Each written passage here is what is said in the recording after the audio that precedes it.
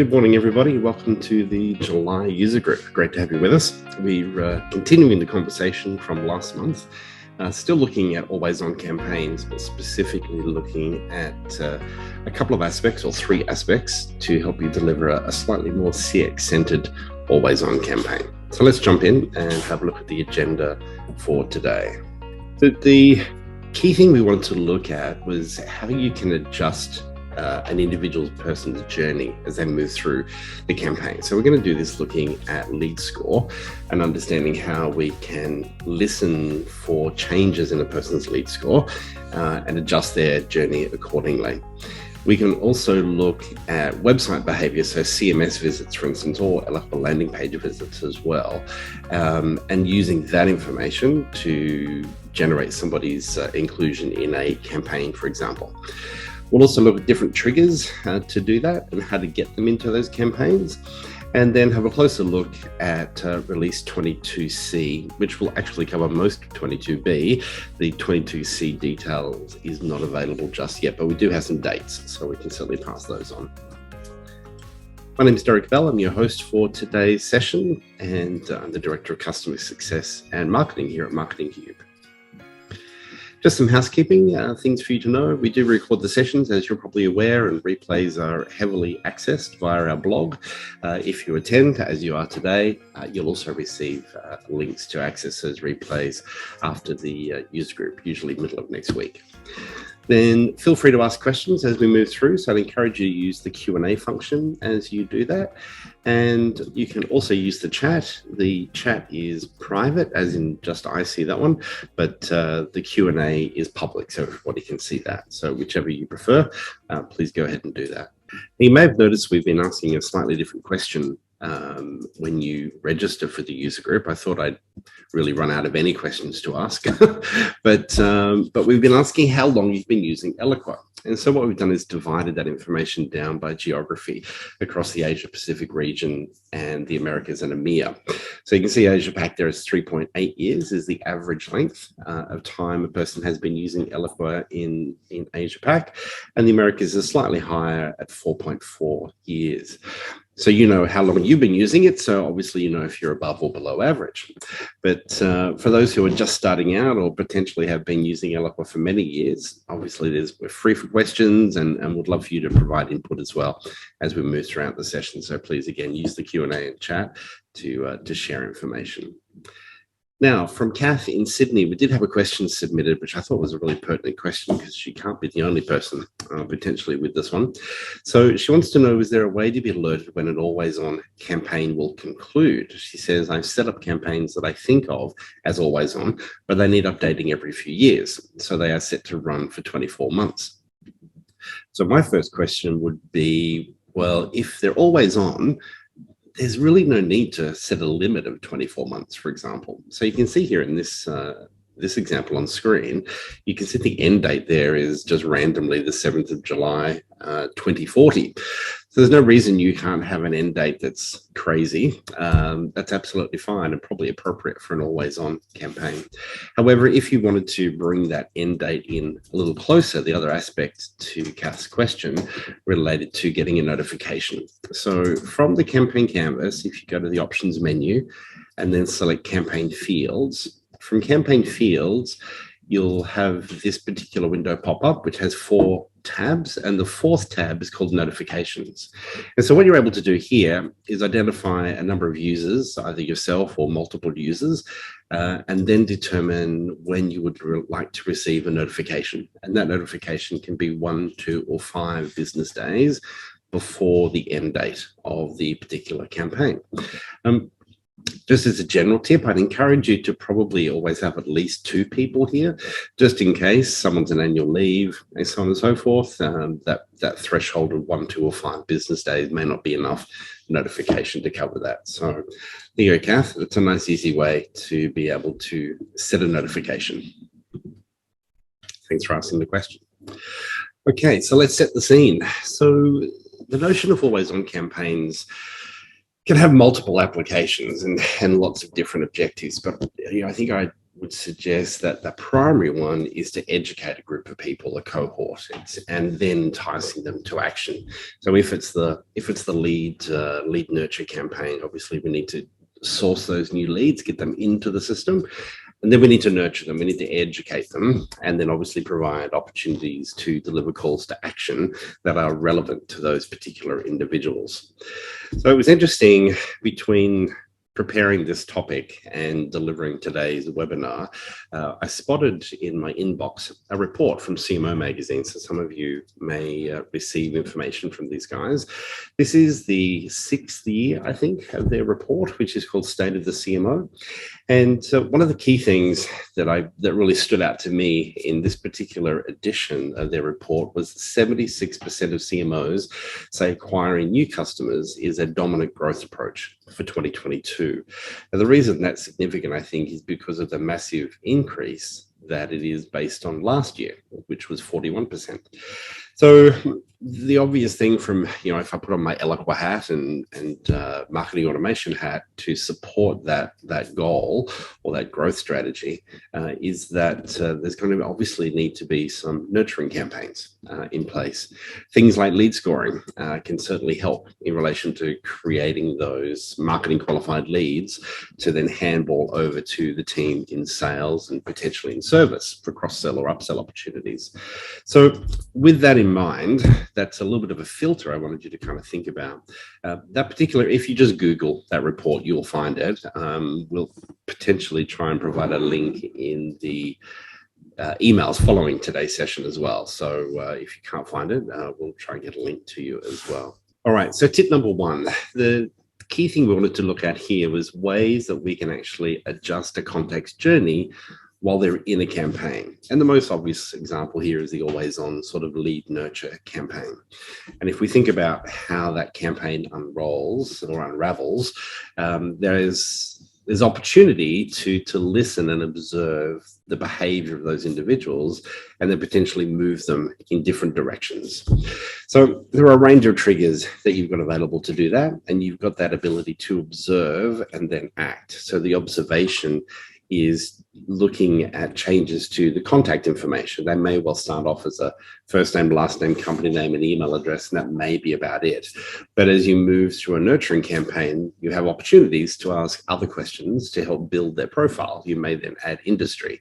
You may add a job category, potentially even a job title, geographic information. So we may know that they're in Victoria versus in Queensland versus in WA, for example. And then based on that information, we can then start to adjust their journey. Now, for anybody that's old enough to remember, when I was at school, you used to be able to read these books called Choose Your Own Adventure. They were fantastic books as kids. We loved them. So the idea was you would read a chapter, and then at the end of the chapter, you were presented often with two scenarios. And it would say, okay, if you choose this one, go to page 65. And if you choose this one, go to page 42. And so off you'd go. And then depending on your journey. So the journey changes for everybody. Everybody that read the book would actually read a slightly different book, depending on the decisions and choices that they make. And so that's exactly what we're able to do here with the campaign canvas. We can observe certain behavior. We can also observe information that they provide you, and then we can act on that at the same time and adjust their journey. Now we can do that in a single campaign. We can do it across multiple campaigns. There's a whole range of ways. But it's probably worthwhile to step back for a minute and just remember, well, how do people get into a campaign? So how do they enter the campaign canvas? Now, the first one and the most obvious one is through a segment, and potentially a static segment. So that means a segment that is just a fixed list of people, potentially, let's say 10,000 contacts, and that's it. It's static. However, you can also have those segments be dynamic, as you know. So instead of uploading lists, for instance, we use filters within the segment to arrive at a segment which may be 9,426 people. And then every day that can refresh, and anybody else that now meets that criteria can also be brought into that particular campaign. Option 2 would be the program canvas. So the program canvas within Eloqua doesn't send emails. What it does is manipulate and listen for data, etc.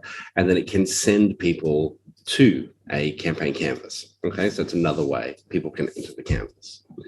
Option well, option 2 there also is Program Builder. For those of you that may have been using Eloqua for quite some time, you'll be familiar with Program Builder, but the vast majority of new customers using Eloqua within the last, say, 4 or 5 years are probably more focused on using Program Canvas. Option 3. So they can come from a form. So as you know, when you look at the form processing steps within Eloqua, one of those form processing steps is called Add to Campaign. So that can be another way we can get people onto the campaign canvas. 4th option is from a campaign. So they may in fact go from one campaign to another. And you might remember down in the bottom left-hand corner, you've got all those different actions. One is to move people to a campaign or add people to a campaign. So you've got that option as well. But what we're going to do today is just focus on these 3. So segment, static, and dynamic, and the program canvas. So you can also change the flow though when the person is in the campaign based on what you know right now, right at the moment that the person enters the relevant step. So we can use a shared filter to do that on the campaign canvas, but there's also different decision elements that you've got available as well within the campaign canvas. So these can be things you can query, for instance, on the contact. So is this person in Australia or New Zealand? Is this person in New South Wales or Victoria? Where is this person? Do they have a job category of CEO or maybe C-level, or are they director level? Okay, so you can use that information to route a person in different directions depending on what you need. So the key thing we wanted to identify here is in relation to lead score. So what I want you to imagine is that big red line is a campaign that starts on, let's say, the 1st of July and goes for 6 months or 3 months, whatever the case may be. So as you send multiple emails to that particular individual, they will over time begin to accrue a score. And worst case scenario, they begin life as a D4, which is the lowest possible lead score they could achieve. However, as they begin to progress through your campaign and respond by opening emails, clicking on emails, potentially through submission of forms, then they're adding more information to their profile. And as they do that, both their profile increases as well as their actual score as well, until potentially they become a marketing qualified lead. And that will depend on your definition of a marketing qualified lead. But let's say, for instance, it's anyone that's A1 or A2 or B1 or B2. So anybody that sort of falls within that particular bracket may well be a marketing qualified lead. But the point to understand here is that in the course of that single campaign, from when a person enters the campaign to when that campaign concludes, that their score will change. And that change is not always going up, by the way. So the score can also go down. It doesn't always go up. So it's a co-dynamic lead score is the correct definition. So what we want to be able to do is look at different ways that we can adjust that journey on the canvas and also look at ways with the program that we can understand and listen for those changes. Okay, so here's a campaign canvas that I prepared earlier. And so what we want to look at is potentially different ways to listen and observe. So the standard beginning point, of course, is usually the segment going out. Now that segment can be either static or it can be dynamic, depending on which one you choose. Then the email goes out, and then typically you'll wait for a period of time. And then what I've done is added some options here that may be more common to understand and interrogate information. So the first one here is looking at comparing contact fields. So I said to you before, for instance, you may listen out for things like industry.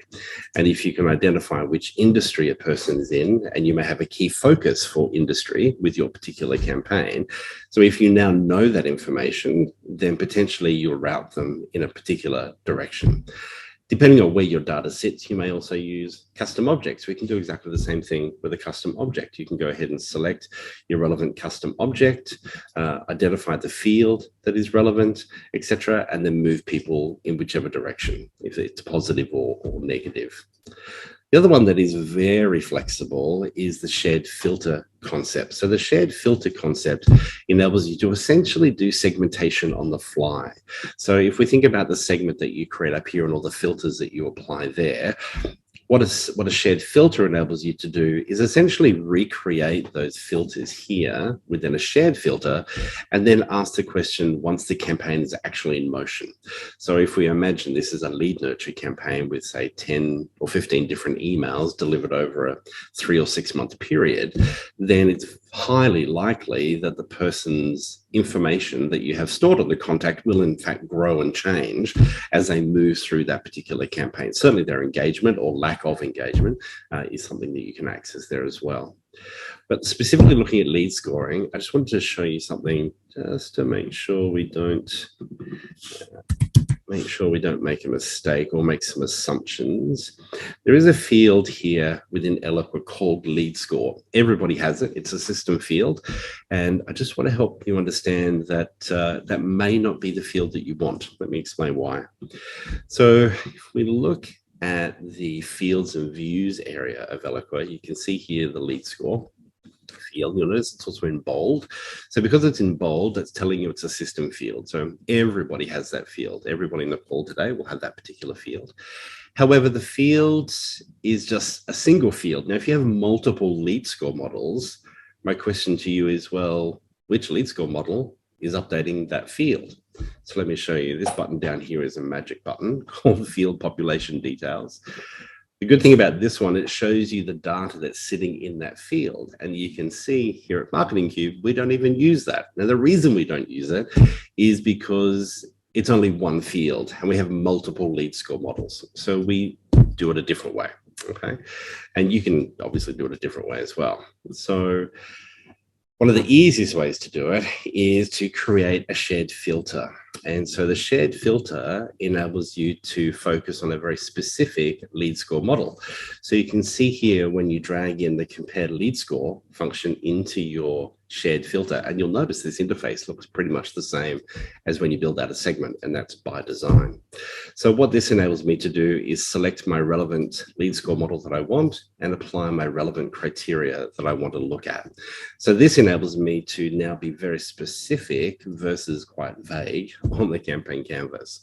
So if we go back to our campaign canvas and I open my shared filter, and if I look, just type in lead score, there it is right at the top. So lead score, actually that's mistyped, should be A1, A2, B1, B2, specifically a prospect model. And so now that becomes very clear. So that one becomes redundant, and really this is the one I would be using. So why am I asking this question here on the campaign canvas? Well, depending on what you decide to do, it may be that in your world, a lead score of A1, A2, B1, or B2 could be a marketing qualified lead. And so what you want to do is potentially have the ability to push that person into the CRM, should you want to do that. And there are a couple of ways you can go about doing it. You can do it here directly from the canvas. We can add them to a program. So you can see here, I've got Move to Program. Let me show you a program that does exactly that. Here we go. So this is now looking at the program canvas. And again, here's one that I prepared earlier. So what this is doing essentially is first of all confirming that the person that's coming into the program, in fact, has a relevant CRM ID. So whether it's a contact ID or a lead ID, for instance.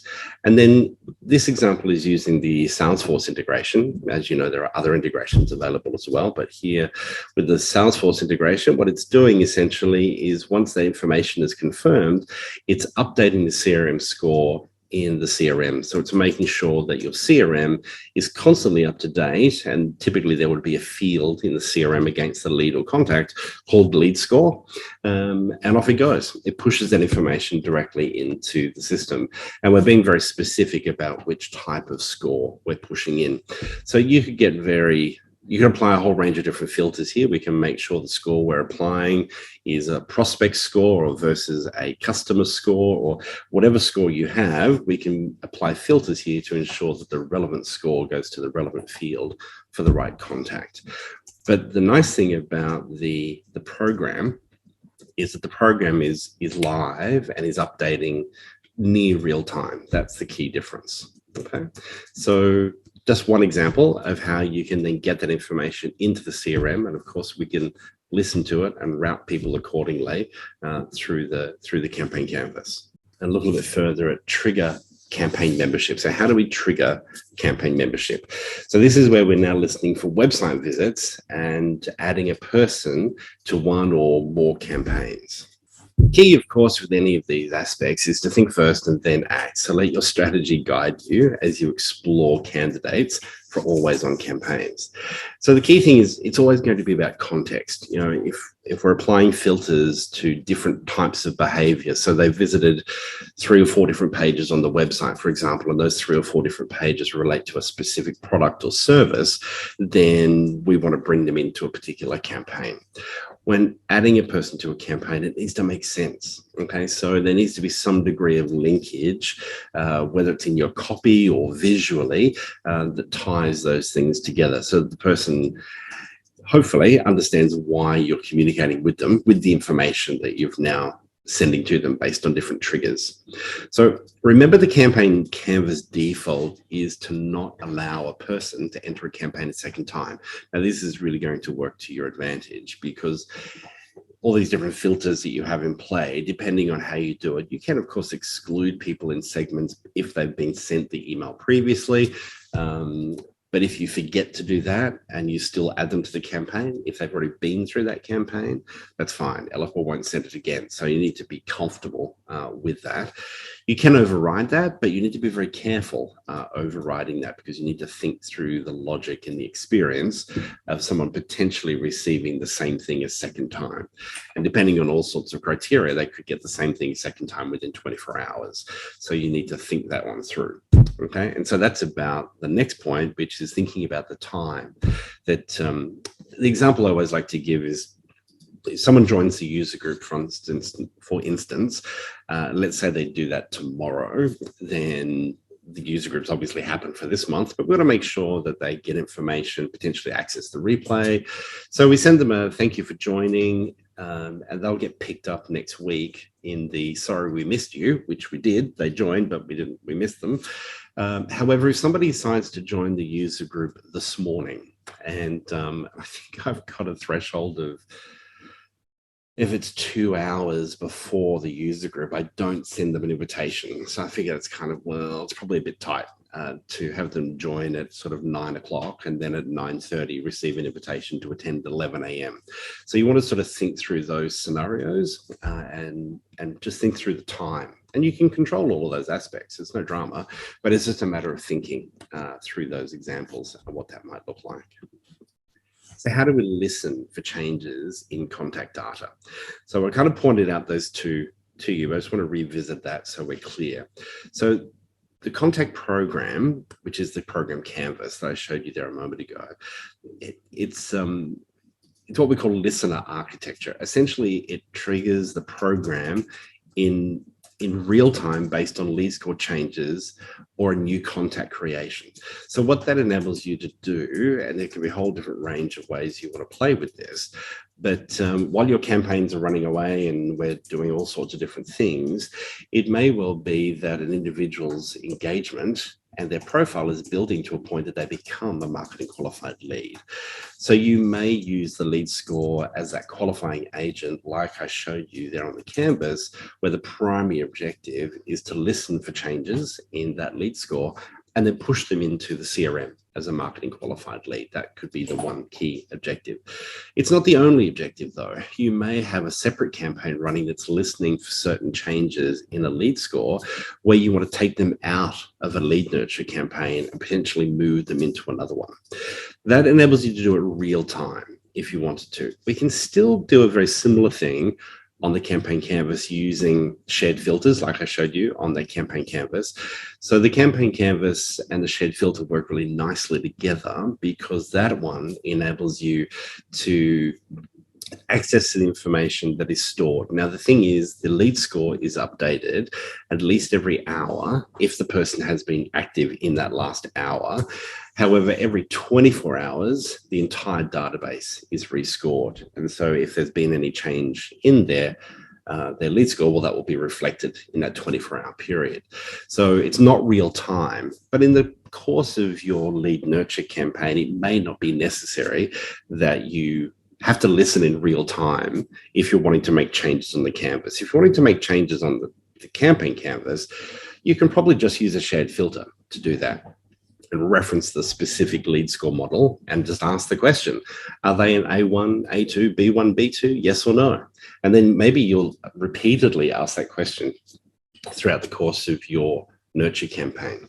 So both do essentially the same thing. The key difference with a program is that it's real time. So it means if somebody does something and that then raises their score, they'll be in the CRM literally within 30 minutes with that updated lead score as a marketing qualified lead. Okay, so that's the key difference to think about. So just to revisit, this is that canvas again that I just showed you, so the program canvas.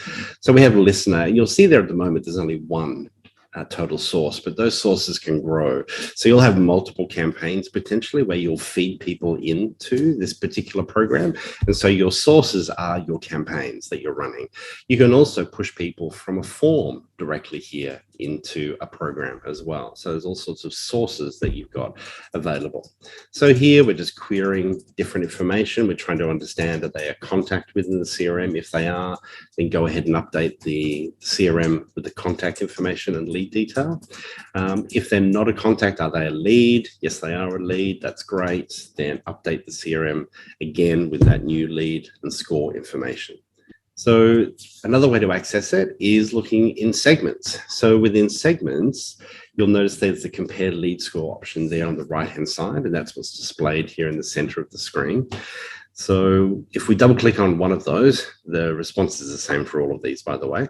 But what you're doing here essentially is trying to create well, first of all, select your relevant lead score model that you want to include, look at the score specifically that you want to do, and then from there, you're off and running. Essentially, you can put in date parameters, etc.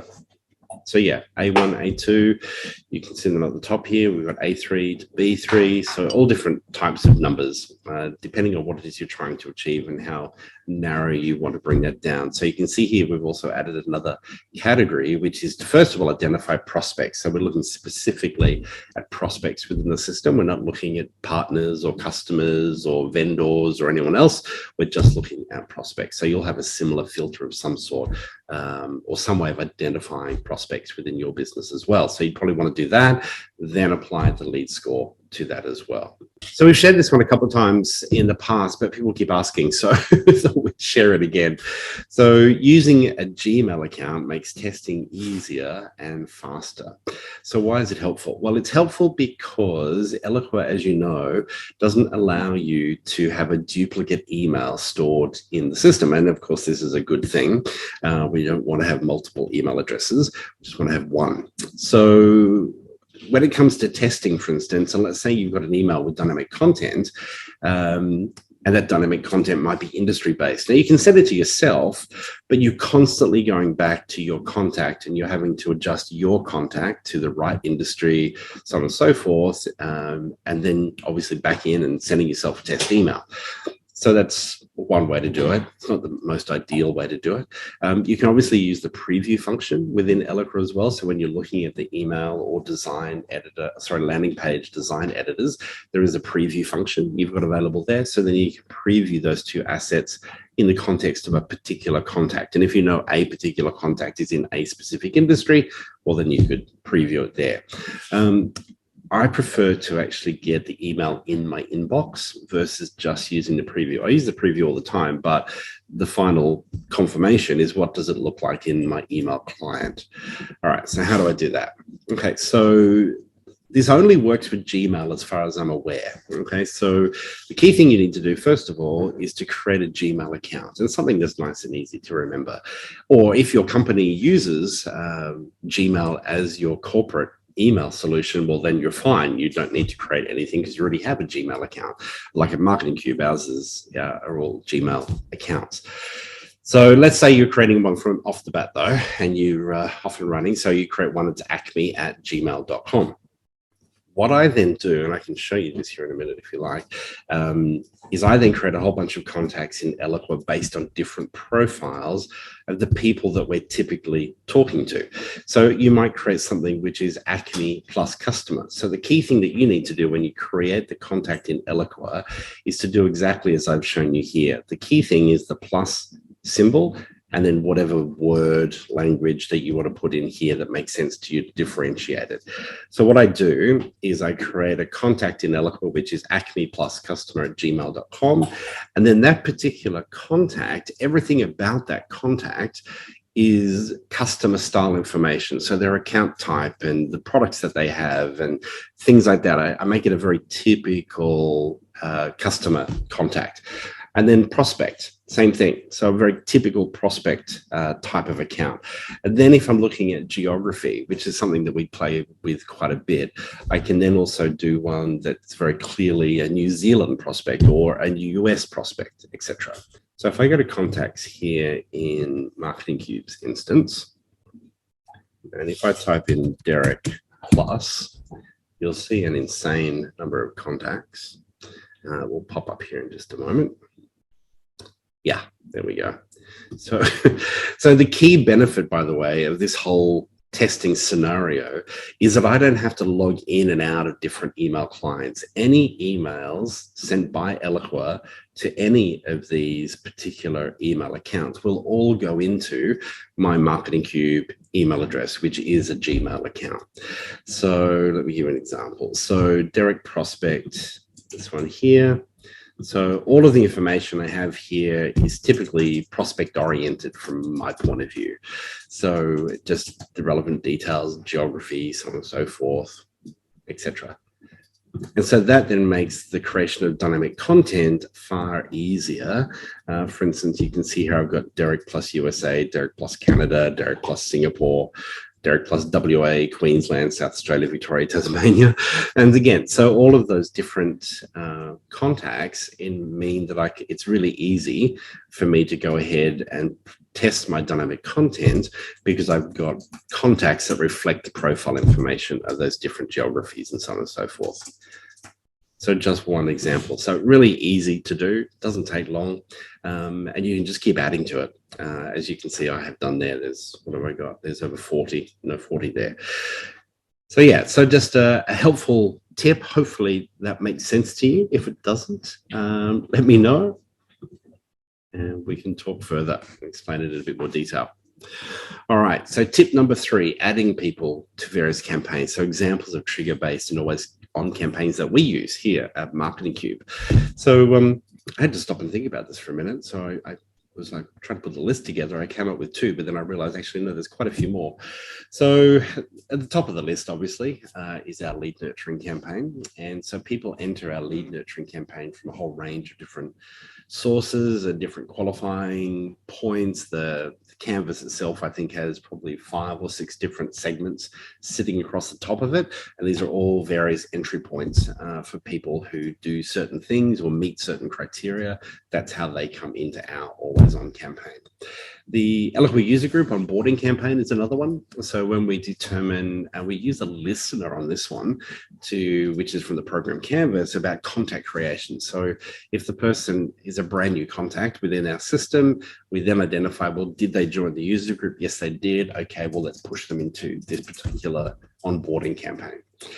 We also have another one, which is for Oracle employees. So as you know, we're obviously a partner of Oracle, and working closely with the team at Oracle is pretty important from what we do as a business.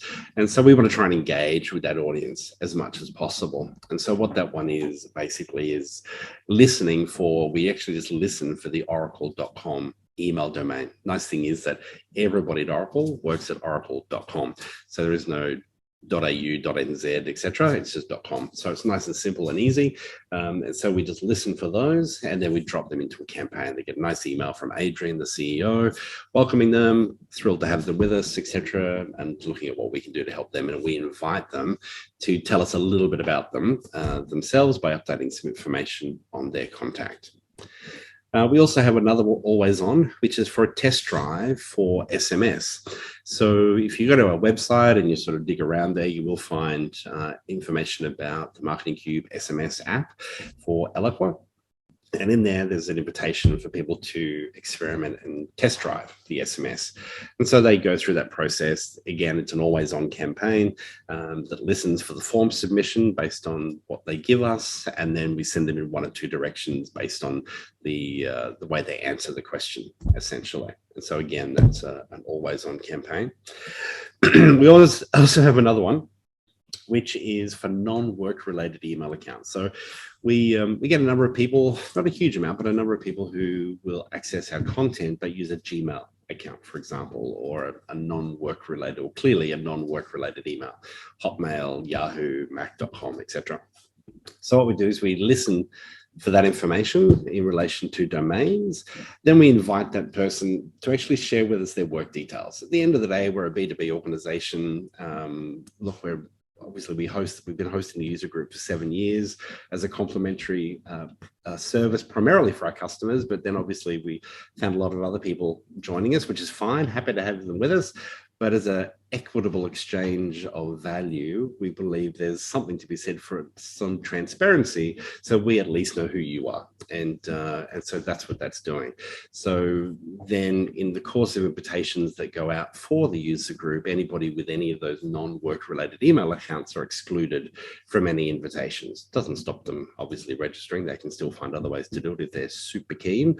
But yeah, we're not in the business of helping them that much, if that makes sense.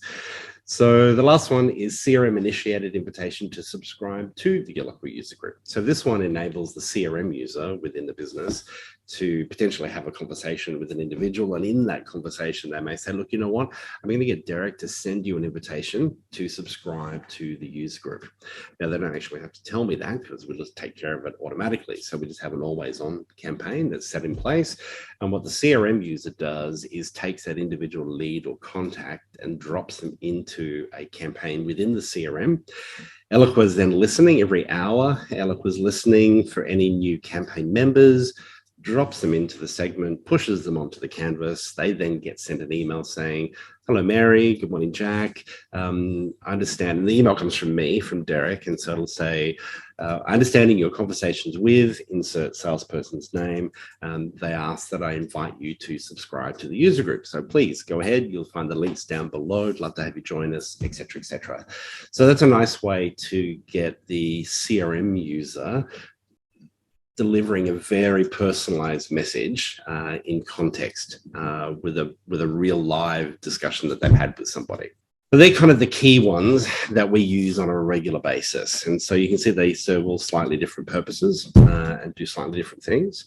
But I'll just show you one of them. This is another one. Sorry, this is the other one that we have where we noticed in looking at our data, we had a number of subscribers to the Eloqua User Group who hadn't shared with us their marketing automation platform, which is probably a little bit more our fault than their fault, by the way. At some point, we just haven't asked that question. And so we're just seeking confirmation, essentially.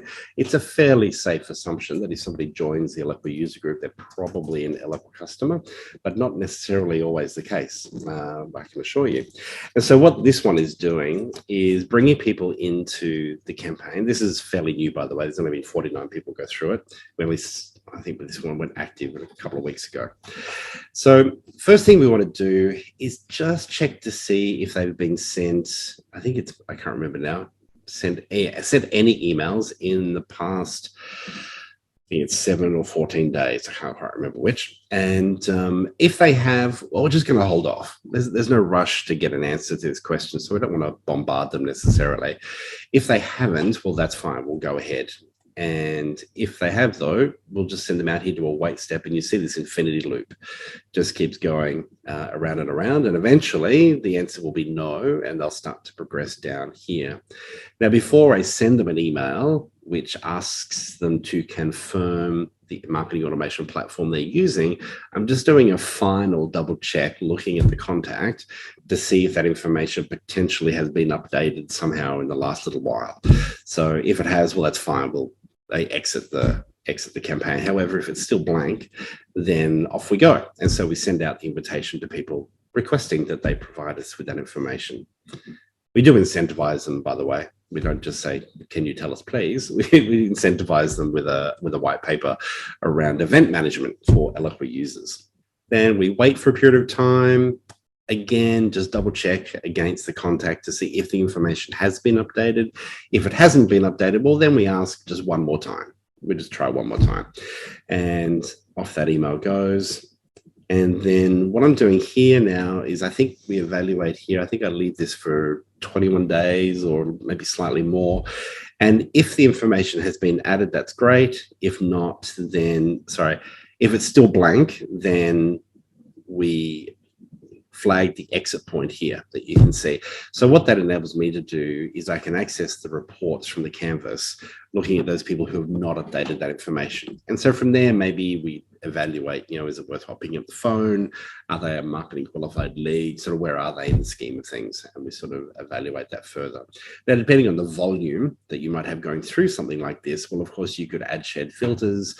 We can do all sorts of things about pushing them into the canvas. We may add them to a shared list, which is then for retargeting, a whole range of different ways or things that you could do if they didn't meet the objective of the campaign, which in this one was to identify their marketing automation platform. All right, so release 22C is due in August and early September, so depending on which pod you're on. Now, most of you on the call today will in fact be on pod 7, with the others potentially pod 1 or pod 6. So you can see the various different times there. So the published time for Australia is actually Saturday, the 27th of August, for the next release of Eloqua. So typically they're pretty smooth, nothing really happens. You just come in on Monday and there's a range of new functions and different things available. We're just at the time frame where for today's webinar, I don't have that information. Tomorrow late evening, I run this as another live webinar for our US and European customers and friends, and chances are it'll be released within the next 24 hours. So, but once we have that information, we'll be sure to pass it on to you. There was a couple of things from 22B though that I just wanted to revisit because I was sort of digging a bit deeper. And one of them was this particular function, which became available with 22B, which is now standard essentially. It relates to the data export area of Eloqua. So for those of you, I know there are some clients on the phone, what is it, 1984, on the webinar today. Yeah, I know who use the data import and export function within Eloqua. And previously, you could export pretty much whatever you wanted. These changes now mean that the individual exporting information will only be able to export information that they're able to see. So if you're using security labels within your organization, so this would typically be a slightly larger organization, maybe with different brands, as a part of that exercise, you need to realize now that this is a good thing from a security point of view. If the individual obviously needs other information exported, then they'll have to go to their administrator to look at that from a security point of view. So there's a couple of FAQs there for you to be aware of, but just to be aware of that one. So if you are using it, again, if you have any questions, please contact our support team and they'll be happy to help. The other big thing from 22B was looking at auto clicks and being added as well as auto opens. Again, I'm curious to understand what sort of impact you feel this is having within your organization, if in fact it's having any impact. So if you do have any questions on that one, please let us know. You'll also find a blog post at marketingcube.com.au/blog. You'll find some information there delving into a bit more detail. For those of you who are using Engage, the big change with 22B was the ability to limit the number of sales emails that a rep can send. So before, what you can do, and what you can still do, is limit the number of people that a single email can be sent to using Engage. So it may be that you limit an Engage user, they can have a maximum segment size of say 20 people. That's it. That's always been the case, and that's still the case. But what this is saying is the rep may be limited to sending no more than 20 emails a month. whatever criteria you think is valuable. So that's a new function and something that you may want to think about. It just really, if you've got the, if you've got the salesperson that's trying to become the marketing team of one, and then maybe something like this is worthwhile considering to play with. Just a little bit of limiting, or a little bit of limitation. The other one is for pod 6 and 7. So again, a good majority of the Australian and New Zealand, and also some of the Asia clients as well, sitting on pod 7, is this new automated certificate management. It's essentially it's automatic renewal of those certificates prior to expiration being managed by Eloqua on your behalf. So many of you will have had conversations with Gatika and the support team with renewals coming up, etc., and having to make sure they get done with IT doing certain things, etc., etc. What Eloqua is trying to do here is take that stress out of the whole scenario, which is great, and just automate that management process for you. You'll notice it's of no charge. There's not a fee for the service. I think Eloqua has just realized that it's fundamental to maintaining your programs and campaigns and having them running efficiently to ensure there's no gaps. And so if you're interested and would like to participate, please reach out to the support team. They can assist you with that, or contact your Oracle representative and they can assist you with that as well. Well, folks, that brings us to the end. We're a little bit early, 10 minutes, not a single question. I mean, there's tons of you sitting there just not asking questions. So if you do have any questions, happy to stay on the line for a little bit longer to do that. If not, have an amazing day. Happy beginning of the new financial year, and I look forward to seeing you next month. Thanks again, everybody.